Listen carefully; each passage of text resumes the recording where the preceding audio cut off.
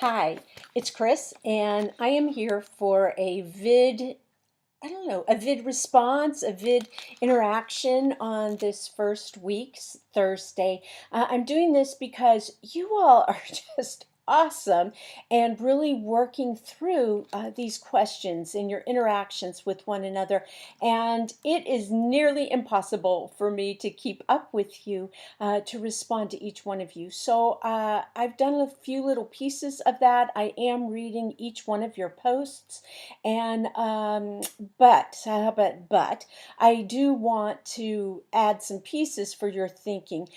This really comes out of this encouragement. I want to push you to go deeper in your posts, particularly in your posts about similarities and differences within cultures and contexts. It's so important. You're going to see more of this next week when we talk about criticisms. I've already placed up there references in some of the responses I've written to socio-rhetorical criticism, which we're going to get to next week with other forms of criticism, but that we're just kind of holding that in mind for right now. So go deeper, and here's some fleshing out of what I'm talking about. We are still placing too much of us onto those New Testament times. We're really reading them or talking about them from our perspective. See if you can get their perspective to speak to you or to us.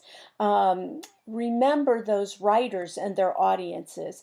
Some of you have touched on communication. That's huge. Let's see, 1991, there was the first Gulf War, and in all of that, there was a bombing of Iraq, and the United States bombed parts of Iraq at least. We took out, yeah, we took out power resources. We took out, sitting here, I've got some notes trying to think through that. We took out dams, we took out roads, we took out communications, we took out bridges and ports. And one of my friends said essentially what that did was thrust those areas into literate times. So if you can imagine living in modern times and all of a sudden your culture has been thrust into 15, 14, 13, 1200s, that gives us this better idea, I think, of what we were experiencing. So imagine if that we're talking about a culture with absolutely nothing in the way of communication. So think more about that. What does that mean? Not only just merely the similarities for getting news out, but what about the differences? What is that telling us? What can that tell us about that context? Let's see, I'm sitting here again. So sorry. Yeah, look at things like about distrust. I'm thinking of Romans, I believe it's chapter 8, where Paul talks, no, it's in Hebrews. What am I talking about? I'm collapsing a couple pieces here. In Hebrews, where it talks about Abraham and his being a man of faith, and he talks about there, the writer there talks about even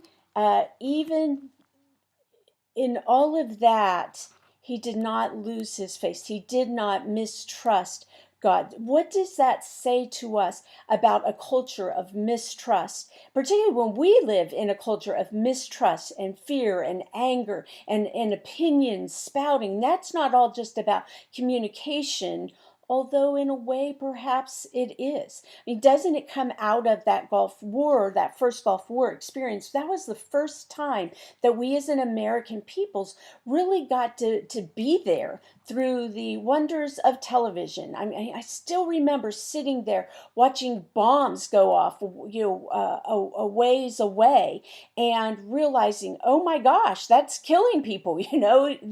What is that about? And so that really began this awareness of the world beyond us, but also said, hey, you could be part of that, and you are part of that. So, oh my gosh, I am part of that. What does that say? And now with this instant information era in which we live, we've got what happens when we don't have the information, when we're receiving redacted documents and we don't know all the details of an investigation. I'm not saying anything one way or another. I don't even want you to respond to that, because now we're talking politics and whatnot. But what does that say about how we read that culture, and whether did they have a culture of mistrust or not? Well, maybe because the writer of Hebrews makes references to it, or maybe not.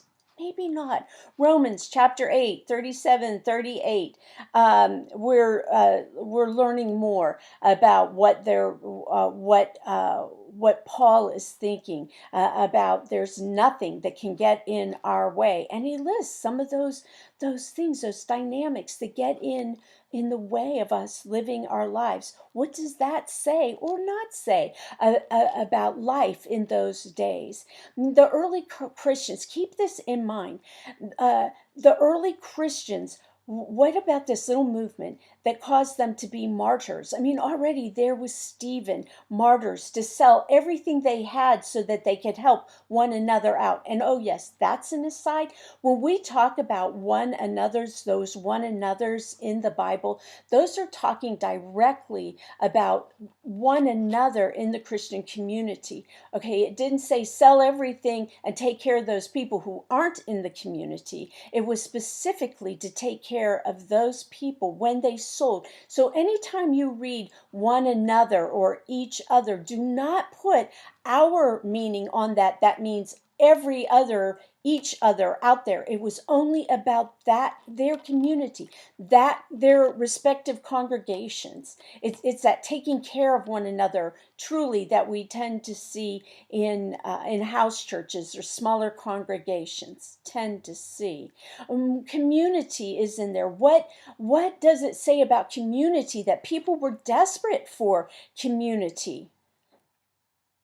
Could they have found that community somewhere else? Did the mystery religions provide some kind of community? Maybe, maybe not. But people gave their lives and lived their lives out in that. Religious laws. What about laws, period? What about the religious laws? They play out for us today that there are those fundamental traditional traditions in some of our denominations or non-denominational churches, and then there are the progressive views. What does that say? Look it up. What was the importance of what Jesus was preaching? Think about that and look at it. Be able to follow that up. What he preached more about money than any other thing. Why was that? What does that have to say? What was their view between then and now? What about taxes? I mean, that's a huge piece of the money issue back then. Look at the ways the importance of Paul's writings about how to live.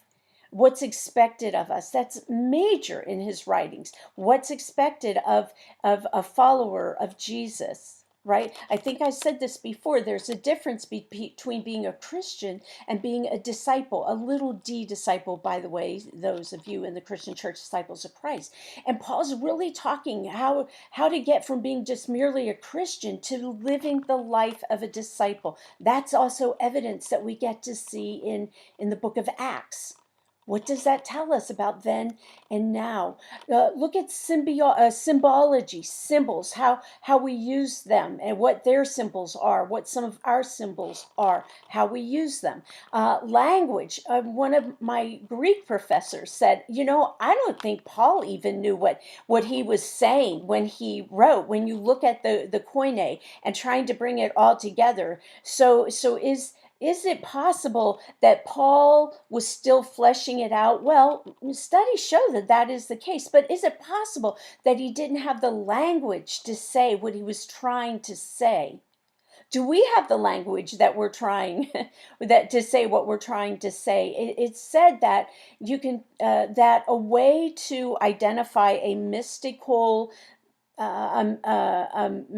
experience is by whether or not you have words to describe it. So if you don't have the language to describe what you've experienced, there may be something more to it than what it appears to be.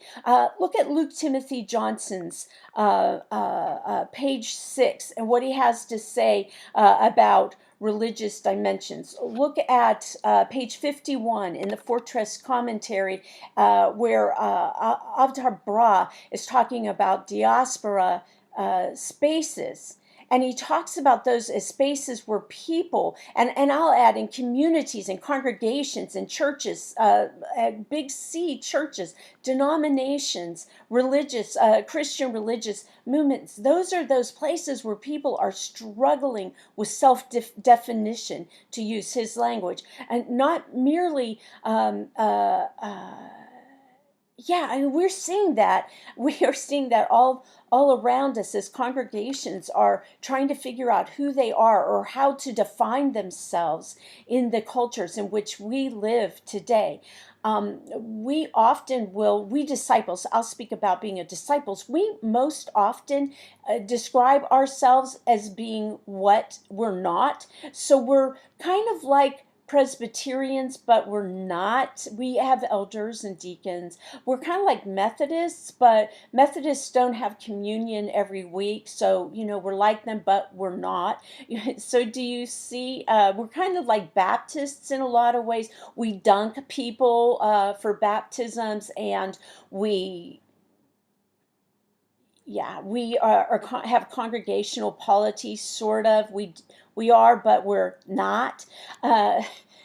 So churches and congregations are trying to get back to their roots, at least the ones I work with. So often the work that we're doing together is root work. It's your mission. Why did God create your congregation when he did?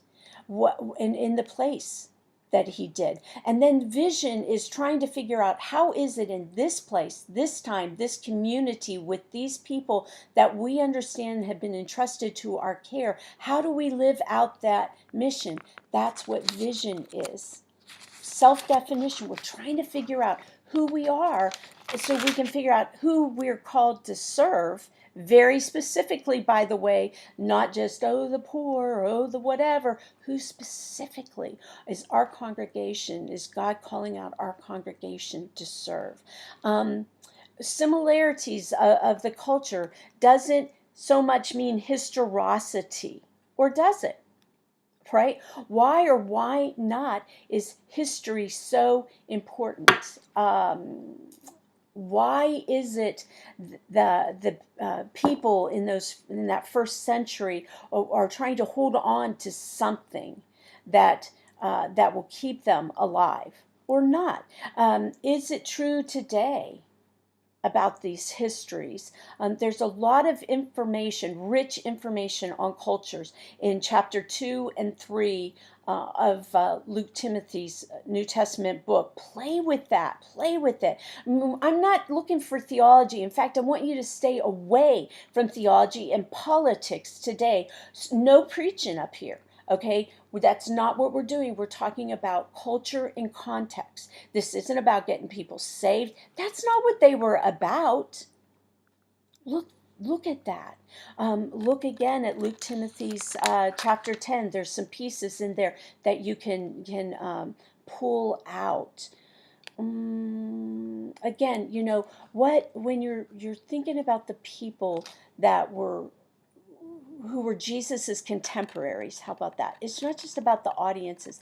I'm thinking about Jesus's contemporaries, Paul's contemporaries, Matthew, Mark, Luke, and John's contemporaries, the disciples' contemporaries, the culture, not just the guys or gals that were following Jesus, but their friends and their families. What was important to them? What concerned them? What were they wanting to pass on? What, and not just about Jesus, but in life. What I just found out, my 39th, I think that's right, 38th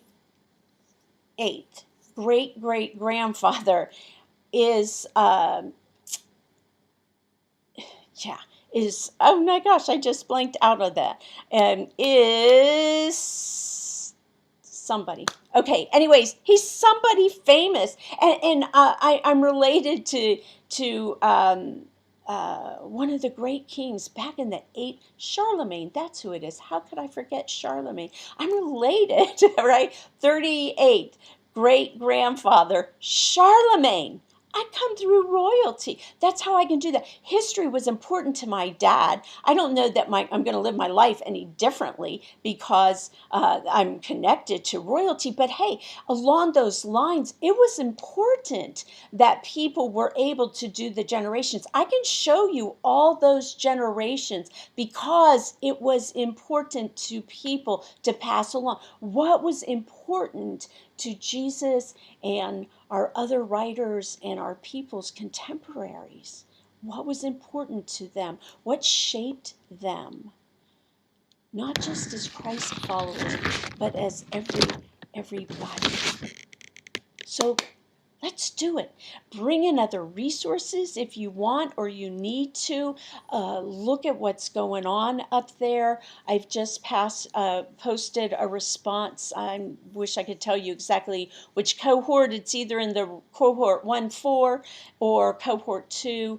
I think that talks, that brings in some other writings from, some other research that I've been doing for this class today. So go up there, look at it, dig deeper, and I will look forward to seeing more of your responses in the rest of this day, tomorrow, and Saturday morning. Hope you're having fun. Bye.